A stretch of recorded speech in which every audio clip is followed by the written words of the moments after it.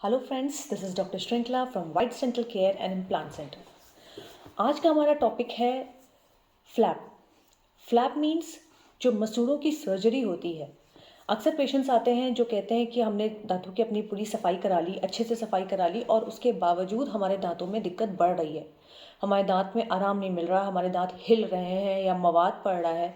अगर ऐसी कोई भी समस्या स्केलिंग के बाद भी अगर आपको बराबर बनी हुई है, इसका मतलब सिर्फ सुपरफिशियल स्केलिंग से काम नहीं चलेगा। गंदगी होने पर कुछ बैक्टीरिया या वायरसेस, कीटाणु जो होते हैं, ये हमारे गम्स के थ्रू हमारी हड्डियों तक पहुंच जाते हैं। तो अगर हमने सिर्फ दांतों की ऊपर सफाई करा ली, सुपरफिशियल सफाई करा ली, लेकिन जो बैक्टीरिया या जो गंदगी या जो कीटाणु हमारे मसूड़ों के अंदर हमारी हड्डियों के आसपास जमा हुए हैं, वो हमारी हड्डियों को धीरे धीरे गलाते हैं। और धीरे धीरे गलाने के बाद या तो वो दांत हमारे हिलने लगते हैं या उनमें मवाद पड़ने की समस्या और बराबर दर्द बने रहने की समस्या होने लगती है।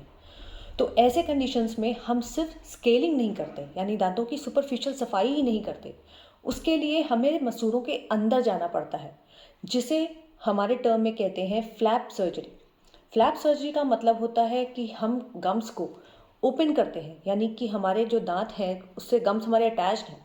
उस सफाई के बाद हम उस गम्स को खोलते हैं, हटाते हैं, अपने दांतों से अलग करते हैं। एक सर्जिकल प्रोसीजर है जिसे हम कट करके पहले हटाते हैं, उसके बाद अंदर से हम उसकी सफाई करते हैं आपके दांतों की, यानी हड्डियों के आसपास का एरिया जहाँ पे गंदगी है वो पूरा एरिया प्रॉपर अच्छे से सफाई होता है। कुछ मेडिकेशंस उसमें डाले जाते हैं और अगर हड्डी बहुत ज़्यादा गल गई है और ज़रूरत पड़ती है तो हम उसमें आर्टिफिशियल हड्डी भी डालते हैं। उसके बाद वो सफाई करने के बाद हमें मसूड़ों को बंद कर देना होता है और उसमें टाँके लगते हैं, जो 6 से 7 दिन बाद आपके टाँके कट जाते हैं।